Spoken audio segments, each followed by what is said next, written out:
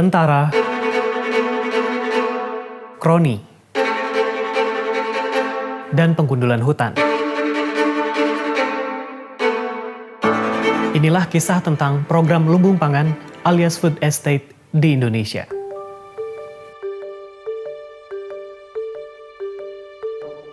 Tahun lalu, pemerintah mencanangkan ambisi untuk meningkatkan produksi pangan setelah PBB memperingatkan bahwa akan terjadi kelangkaan pangan karena pandemi.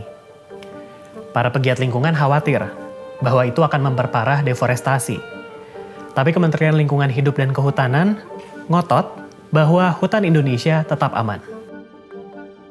Lantas, apa yang sebenarnya terjadi? Semua berubah dalam hitungan bulan. Kementerian Pertahanan merambah hutan di Kalimantan.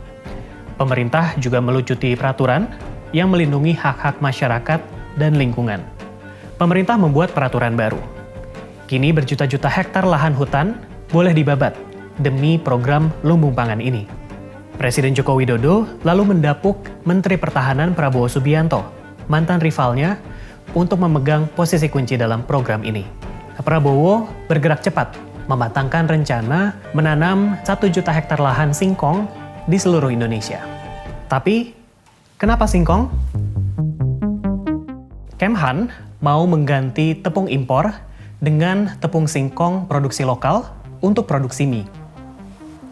Nah, masalahnya, menurut banyak kajian, termasuk dari Bank Dunia, program ini tidak mampu menjadi solusi kelangkaan pangan di Indonesia. Banyak orang yang sulit mendapatkan makanan atau gizi yang cukup. Makanan mahal karena ongkos produksi yang tinggi, masyarakat juga sulit memperoleh makanan bergizi seperti sayur dan buah. Masalah ini tidak bisa diselesaikan hanya dengan membabat hutan untuk menanam singkong seperti rencana Kemhan. Target pertama Kemhan adalah hutan hujan di Gunung Mas, Kalimantan Tengah.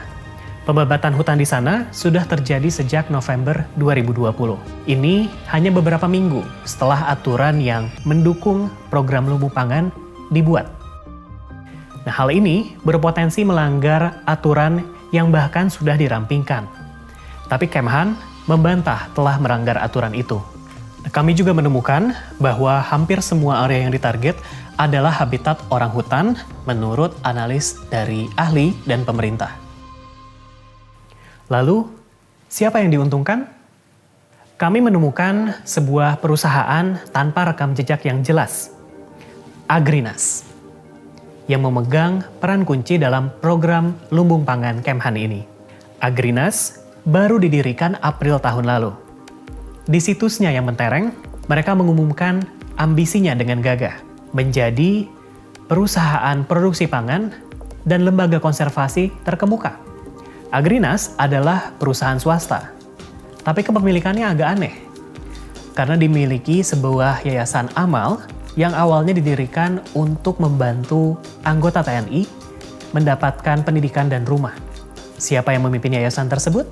Menteri Pertahanan Prabowo Subianto sendiri, dibantu dengan sejumlah perwira. Sementara manajemen Agrinas didominasi oleh politisi Partai Gerindra, partai yang dipimpin Prabowo, dan juga lingkaran terdekatnya. Di antaranya adalah 3 pemuda yang disebut Ksatria Jedi Prabowo yang membantu Prabowo dalam kampanye Pilpres kemarin. Terus, kenapa ini penting? Menurut para ahli, ada konflik kepentingan.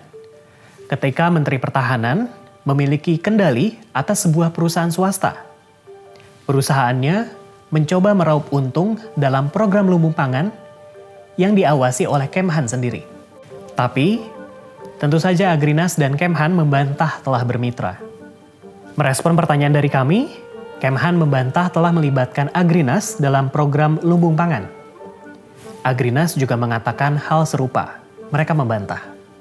Tapi, kami menemukan bukti bahwa Agrinas mengajukan proposal investasi bernilai triliunan rupiah untuk mendanai program lumbung pangan Kemhan ini. Dalam proposal itu, Agrinas meminta 33 triliun rupiah kepada pemerintah Korea Selatan dengan dalih punya peran sentral dalam program Kemhan ini. Siapa yang menulis proposal tersebut? Salah satu dari 3 Ksatria Jedi Prabowo, yang juga adalah wakil CEO Agrinas. Lalu, Apa target dan ambisi mereka selanjutnya? Papua. Hutan hujan terbesar di Asia yang masih tersisa ada di sini. Papua juga punya banyak satwa yang mengagumkan, seperti cendrawasih. Dan masyarakat adat di sana hidup berdampingan dengan alam. Ternyata, sejak tahun lalu, seorang purnawirawan TNI Angkatan Laut sudah berkeliling mencari lahan untuk proyek lumbung pangan ini. Malahan per Agustus tahun ini, 2 kawasan luas di Merauke, di ujung bagian timur Indonesia, sudah dibidik. Di bulan yang sama juga, Kemhan sudah memaparkan rencananya kepada pemerintah daerah lewat sebuah pertemuan daring. Pembukaan perkebunan baru bisa berujung pada pembabatan hutan dan lahan basah secara besar-besaran. Hal ini juga tentu saja berdampak sangat besar kepada masyarakat adat di sana. Tapi hingga Agustus lalu, ketika rencana ini terus bergulir, Kemhan belum memberitahu komunitas adat di sana. Di sisi lain, pelibatan militer dalam program ini menuai banyak kritik. Militer punya rekam jejak pelanggaran HAM terhadap masyarakat adat di Papua. Seringkali ini dilakukan untuk mengamankan pertambangan atau perkebunan milik perusahaan. Tapi kali ini, justru anggota TNI lah yang akan terlibat dalam mengembangkan perkebunan. Jadi, apa selanjutnya? Program lumbung pangan ini barulah permulaan. Nampaknya, militer akan semakin terlibat, hutan habis dibabat, dan pemerintah mungkin bertindak semakin semena-mena. Kita nantikan kelanjutannya.